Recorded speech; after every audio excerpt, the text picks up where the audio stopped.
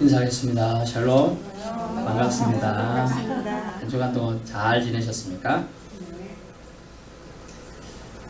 여러분, 분리불안증에 대해서 들어보셨습니까? 아주 친밀한 관계가 있던 관계에서 무슨 이유인지 정확하진 않지만 출타했든지 출근했든지 식사를 하러 나갔든지 화장실 등에 갔다든지 할 때 떨어지게 됐을 때 일정 거리를 떨어지게 되는 불안과 두려움이 몰려온다는 것이죠. 그러면 그때는 아무것도 못하면서 울거나 비이상적인 행동을 하게 된다는 거죠. 이것은 사람에게 국한된 것이 아니라 동물들에게도 비슷하다고 합니다. 오늘 제자들은 예수님께서 십자가에 돌아가신 후 심각하게 고통을 느꼈는데 아마 분리불안의 일종이었지 않나 싶습니다. 19절에 보니까 이런 말씀이 있네요. 19절 말씀. 이날 곧 안식 후 첫날 저녁 때에 제자들이 유대인들을 두려워하여 모인 곳의 문들을 닫았더니 두려움이 생겼습니다. 최소 제자들이 11명이니까요. 10명이면 힘도 센데 두려워할 거 있느냐 이런 생각할지 모르겠지만 힘없는 무리는요 수천 명 있어도 아무 힘이 없어요. 고압지졸 1000명 있어도요 장수 1명을 못 이기는 것과 같습니다. 그런 것을 비유하면 되겠습니다. 두려워하여 모여있지만 두려움에 떨어져 문을 굳건하게 닫았다. 이런 표현이 있어요. 굳건하게 닫았습니다. 왜 그들은 두려움이 생겼을까요? 그것은요 믿음의 대상이신 또 자신들의 기반이셨던 예수님의 죽음을 그들은 몸소 느껴야만 했기 때문입니다. 누군가의 죽음을 통째로 맛본 사람은 그 무너져 내림을 알 겁니다. 무너져 내림. 큰 기둥이 사라진 것 같은 거예요. 큰 기둥이. 예수님의 죽음은 제자들에게 방파제를 잃어버린 부둣가처럼 힘들었을 겁니다. 자신을 괴롭힐 심지어 자신을 괴롭혀 그 무너져 내림 때문에 심지어 생을 포기한 사람도 있지 않습니까? 그런 상황들 속에서도 두려움은 사탄 마귀가 성도들의 심령을 뺏는 아주 효과적인 도구로 사용한다는 거예요. 자신을 괴롭힐 뿐만 아니라 예수도 죽였으니 제자들도 죽이려 한다는 그 두려움이 몰려왔을 때 어땠습니까? 제자들은 사실은 불풀이 다 흩어졌습니다. 그리고 예수님이 부활하셨다 막달라 마리아의 전가를 듣고 전파를 듣고 그들은 다시 모였어요. 모이긴 모였는데 그래도 두려움이 있었어요. 왜냐하면 직접 본 제자들은 없었습니다. 직접 본 제자들. 이때 예수님이 없어서 생기는 이 심각한 애정 결핍을 모든 제자들이 사실 알고 있었겠죠. 예수님의 친척도 알고 있을 것이고 또 예수님의 부모 아버지는 일찍 돌아가셨으니까 모친 마리아도 심각하게 느꼈을 것입니다. 일종의 불안을 겪었다고 할 수 있습니다. 요즘 용어로요. 이런 때에 우리 예수님께서 오늘 본문에 아주 통쾌하면서도 기분 좋은 등장을 하십니다. 19절 모인 곳의 문들을 닫았다고 분명히 표현되어 있는데 예수께서 오사 가운데 서서 이르시되 너에게 평강이 있을지어다. 아멘. 얼마나 저는 이 대목을 묵상할 때마다 읽을 때마다 기분이 좋은지 몰라요. 예수님께서 문이 닫혔는데 문을 썩 열고 들어오셨다. 이게 아니고 문을 관통해서 들어오셨다는 거예요. 아이고 우리 예수님이 이런 멋지신 분이에요. 우리가 믿는 신은 참신인 줄 믿습니다. 아니 벽을 뚫고 들어오시는 거예요. 문을 뚫고 들어오실 수 있는 분이에요. 우리는 육체가 있기 때문에 3차원의 세계를 사는 우리 육신은 문이 있으면 가면 어떻게 되죠? 쾅 부딪혀요. 가끔 사택이 있는데 새가 아무 생각 없이 와서 꽝 부딪히고 가요. 그 유리 통유리 되어 있다 보니까 유리가 있으면 부딪힌단 말이에요. 문이 있으면 부딪히는 거예요. 그러나 예수님의 부활하신 몸은 통과하셔 오실 수 있는 능력의 몸임을 하나님의 몸임을 우리가 알 수 있습니다. 아멘. 우리가 믿는 하나님은 참신이기 때문에 이것이 가능한 줄 믿습니다. 아마 이 예수님이 갑자기 짠 하고 등장하니까 어떤 제자들은 눈이 휘둥그레졌을 것이고 어떤 제자들은 놀라서 자빠져서 기절했을 제자도 있을지 몰라요. 그런 상황 속에서 그들은 기뻤고 또한 놀랐습니다. 이를 통해 알 수 있는 것은 예수님의 부활하신 몸은 공간의 한계를 뛰어넘는 참 신령한 몸이다. 이 표현은 좀 그렇습니다만 신령해요. 우리가 알 수 없는 영역에 몸이 말 수 있어요. 또 예수님 몸이 어땠죠? 제자들과 함께 음식도 먹을 수 있는 몸이요. 만약 여기라면 음식 먹을 필요가 없어요. 배고픔을 느낄 수가 없어요. 그런데 음식도 물고기도 떡도 드실 수 있는 몸임을 알 수가 있습니다. 다시 불안에 대해서 말씀드립니다. 불안 증세는 애착관계가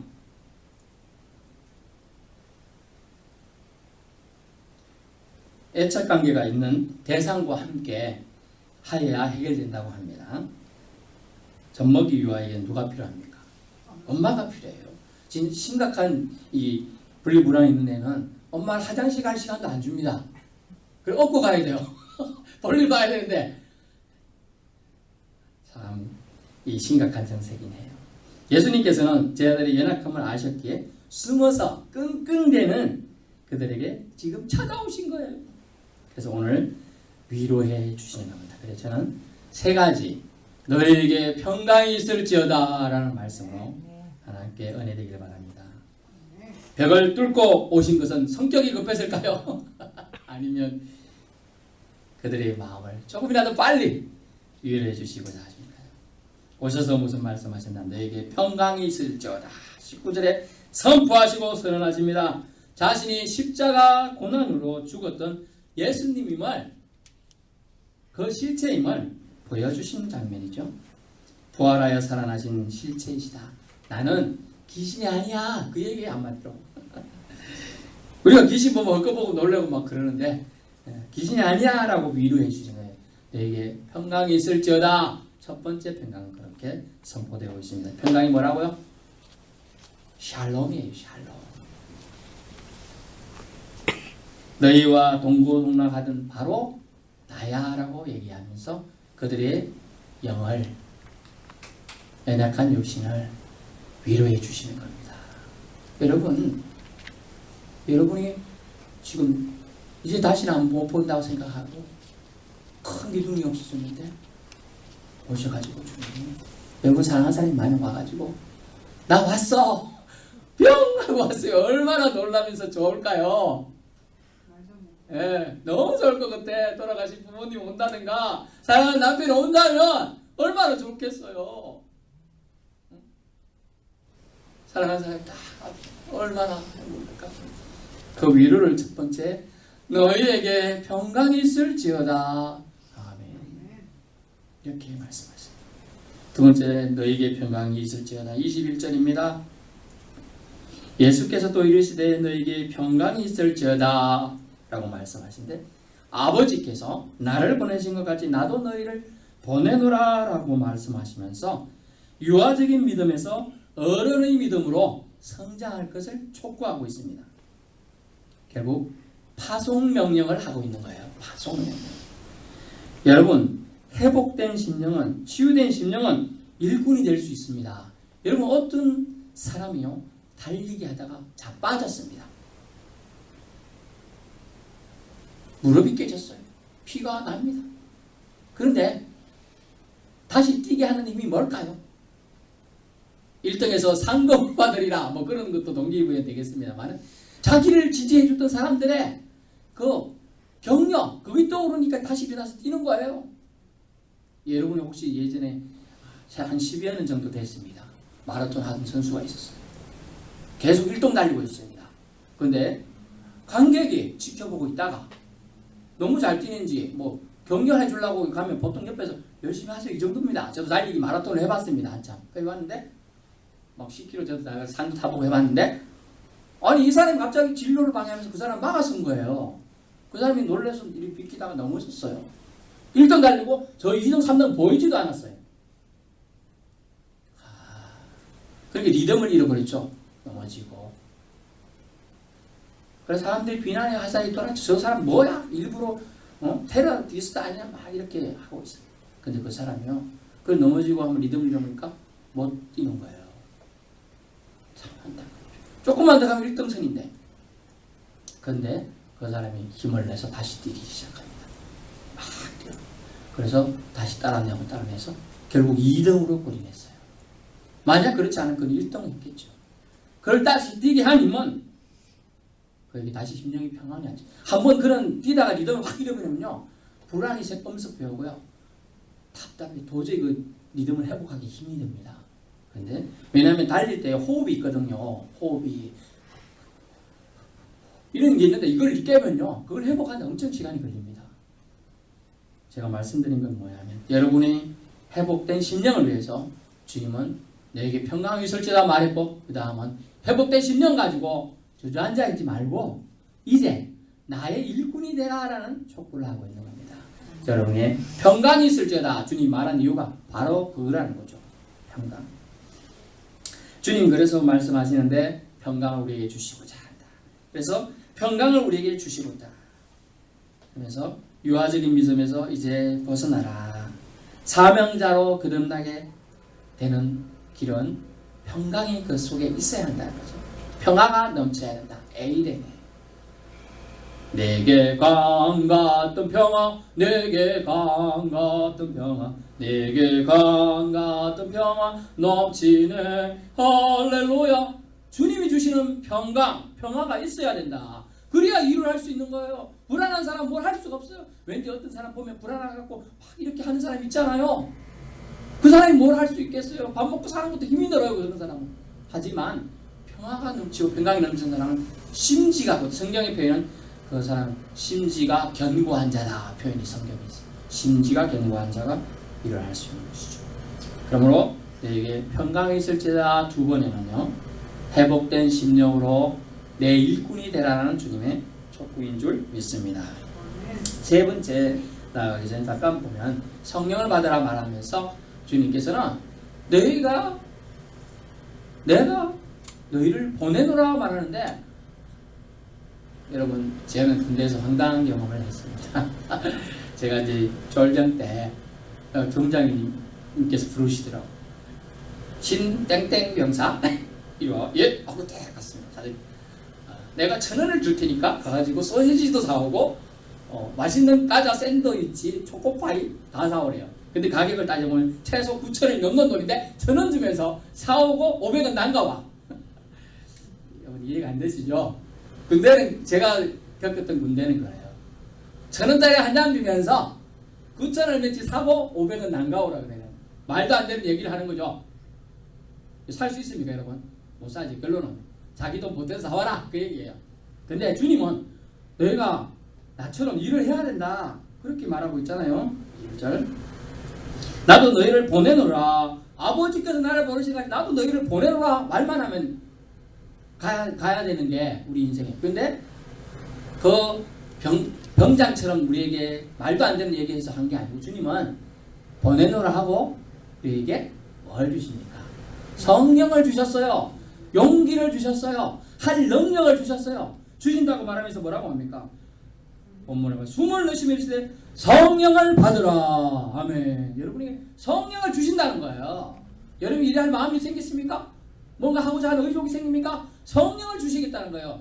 주님은 말만 하는 게 끝나는 게 아니고 주님은 그것을 감당할 능력도 주시겠다고 말씀하고 있는 거예요. 아, 저 사람 전도할 마음 하나님 주셨다. 그럼 전도할 담대한 마음도 주신다는 거예요. 그리고 만약 저 사람 맛있는 거 사줘야겠다. 그러면 사줄 돈도 하나님이 주신다는 거예요. 아, 믿을 수 있길 바랍니다. 믿을 수 있길. 그래서 주님은 그것을 우리에게 확신시켜 주고자 지금 얘기하고 누구의 그러면서 우리에게 엄청난 특별한 권세를 주셨는데, 저는 여러분 이 말씀을 놀랐습니다. 23절 너희가 누구의 죄든지 사하면 사하여질 것이요 누구의 죄든지 그대로 두면 그대로 있으리라 하시니라. 아멘. 여러분에게 죄를 사하는 권세를 준다는 거예요. 여러분이 예수님입니까? 아닙니다. 근데 이 말은 곱게 없이 들어야 해요. 왜냐하면 여러분이 전파하면 그분들이 예수님을 믿게 될 가능성이 높죠. 그러면 저는 안전하면 0%죠. 전하지 않으면 0%잖아요. 예수님 믿을 가능성이. 전하면 최소 50%의 가능성이 있다고 만약 예를 듭니다. 그러면 그들이 예수 믿으면 예수 피의 건세로 용서받겠죠. 그 얘기하는 거예요 지금. 그 얘기. 그래서 누구의 죄를 사하면 사라지는 권세가 우리를 통하여 주님 말씀 순종에 나가는 사람을 통하여 일어날 것을 말씀해 주고자 하는 겁니다. 그렇습니다. 그러면서 우리에게 성령을 받아야 능력도 행할 수 있는데 성령을 주시겠으니 걱정하지 말고 순종해라 이렇게 얘기하고 있습니다. 아멘. 성령을 사모해야 될 줄 믿습니다. 세상 사람들은요 위기는 단절에서 온다고 얘기합니다. 위기는 단절. 우리의 위기는 주님과의 단절에서 옵니다. 부활하신 예수님은 그 단절로 초래된 위기, 두려움과 불안을 해결보다 직접 찾아와 주셨습니다. 오늘 왜 주님은 제자를 찾아오셨나요? 그들 안에 있는 불안을 쫓아내고 주님 안에서 참 평강을 누리게 하시기 위함입니다. 예수님이 찾아와서 선포해 주신 평강은 예수님 자신이 평강이심을 말씀하신 거예요. 그래서 이런 찬양이죠. 나의 안에 거하라 나는 내 하나님이니. 여러분 주님 안에 거하면 여러분이 주님을 소유하게 되는 거예요. 여러분이 주님 편에 들어가게 되는 거예요. 주님 나라에 여러분이 속하게 되는 겁니다. 우리의 심령에 평강을 주심을 통한 주저앉아버린 낙담한 영혼을 회복시켜 비전의 날개를 달게 해주는 거예요. 제 아들이 지금 주저앉아있고 문을 꼭꼭 닫아있고 움츠러들어 있는데 성령을 받아라고 주시면서 사명을 부여하자. 제 아들이 날개짓을 하면서 11명밖에 안 되다가 나중에 1명 돼서 12명이지만 나중에 70명이 되고 또 수백 명이 지금 수천만 명이 지금 우리 전 세계 인구의 수십억이 예수 그리스도를 알고 있고 믿고 있는 줄 믿습니다. 마지막 세 번째 26절입니다. 8일을 지나서 제자들이 다시 집 안에 있을 때 그래도 제자들은 약해요. 아직은 도마도 함께 있고 문들이 닫혀 있는데 예수께서 오사 가운데 서서 이르시되 너희에게 평강이 있을지어다 하시고 아멘. 세 번째로 평강이 있을지어다 말씀하십니다. 12제자의 누구요? 토마스라고 합니다. 라는 제자는 예수님의 제자들이 모여있는 자리에 없었습니다. 그러다 보니 예수님이 오셨다 말은 들었는데 예수님을 안 봤으니까 못 믿겠다 이렇게 얘기합니다. 예수님은 자신에 대한 확신을 갖지 못하는 제자를 질책하시기 위해 지금 오신 걸까요? 아니에요. 이 의미를 보세요. 오히려 도마를 끌어안고 확신을 심어주고자 하는 겁니다. 사실 이 모습은 저와 여러분의 모습이에요.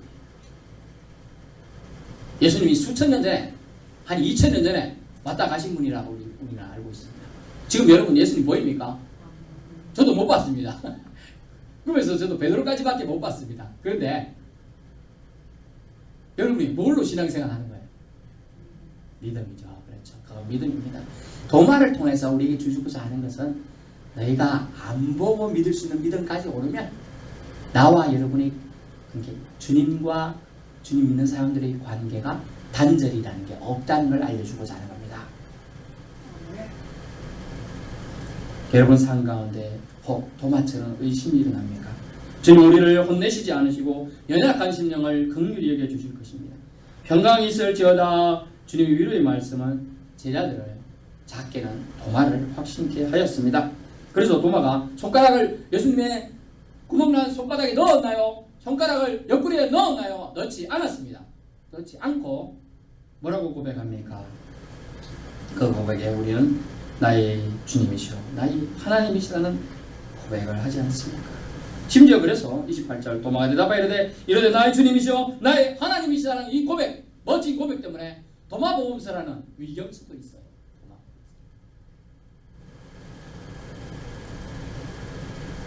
주님 감사합니다. 주님께서는 평강을 주시기 위해서 우리에게 찾아오신 겁니다. 여러분 생각해 보세요. 예수님 부활하셨죠? 그냥 다시 성천하시면 되지 않나요? 왜 40일간이나 제자들 곁에서 맴돌면서 제자들을 격려하고 위로하는 걸까요? 그들에게 평강을 주시고자. 여러분 잠을 잘 못 자는 분들이 있을 거예요.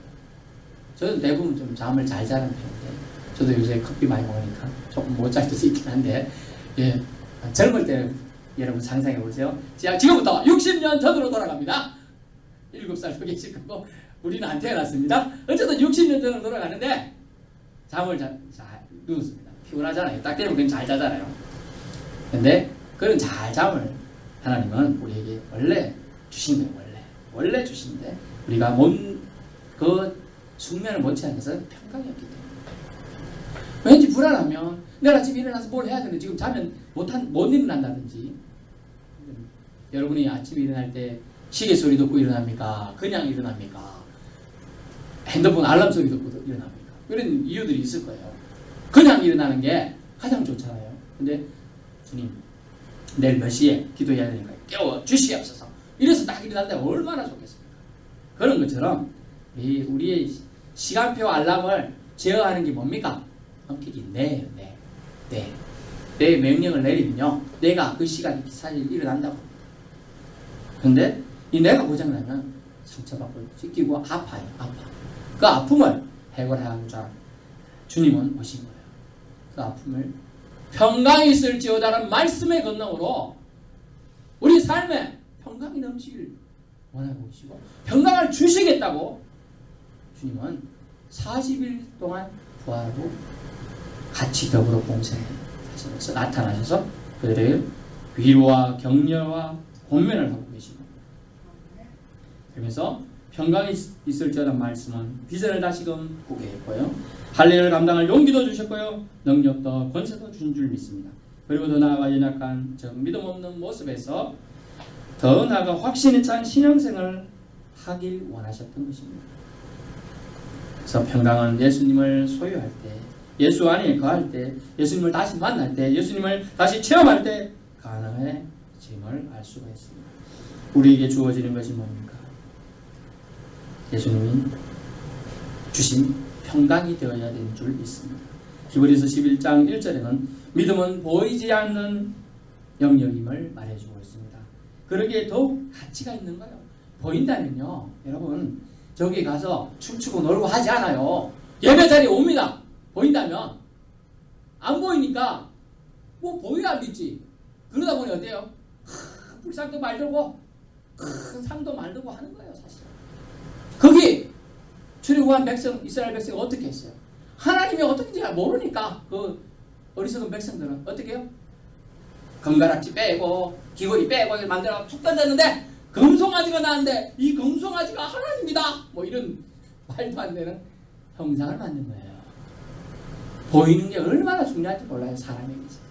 하지만 믿음의 가치는 보이지 않는 영역을 어떻게 대하느냐에 따라서 결정된다는 겁니다. 여러분, 저는 돈을 그렇게 안 좋아하지만 돈을 예를 들면요, 통장에 1,000만 원이나 있어요. 1,000만 원이. 그런데 주머니에는 1,000원밖에 없습니다. 그러면 통장에는 1,000만 원 있고 주머니에는 1,000원밖에 없으면 제가요, 진짜 돈이 없는 겁니까? 있는 거죠. 여러분, 또 우리가 지금 눈에 공기가 안 보이는데 공기가 지금 없는 겁니까? 있는 겁니다. 우리 눈에 하나님이 안 보이지만 하나님이 안 계신 겁니까? 계신 겁니다. 평강이 있을지어다, 이 말은 주님의 평강, 주님의 임재가 여러분의 삶 가운데 함께 해주겠다는 은혜의 선포인 겁니다. 그러면서 주님은 말씀합니다. 나약한 믿음에서 벗어나 이제 네 삶 가운데 평강이 감싸게 하라 라는 말씀을 해주시죠.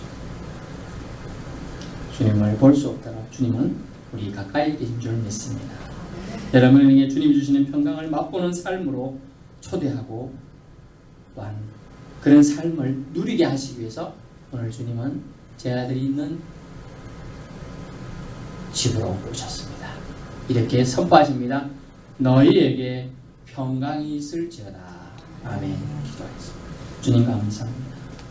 평강을 주시고자, 제 아들을 위로하고자, 격려하고자, 그들에게 사명을 주시고자, 확신을 주시고자 찾아오신 줄 믿습니다. 오늘날도 우리는 주님이 필요합니다. 주님의 확신이 필요합니다. 이 하나님이 선포해 주신 평강이 있을지다, 이 말씀이 우리 삶 가운데 역사하고 살아 숨쉬게 하여 주옵소서. 감사드리며 예수님 이름으로 기도드렸습니다. 아멘.